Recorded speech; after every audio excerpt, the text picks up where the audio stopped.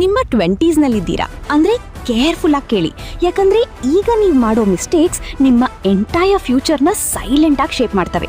ನಿಮ್ಮ 20s ನಿಮ್ಮ ಲೈಫ್ನ build ಮಾಡ್ಬೋದು ಅಥವಾ ಕಂಪ್ಲೀಟ್ಲಿ ಬ್ರೇಕ್ ಕೂಡ ಮಾಡ್ಬೋದು.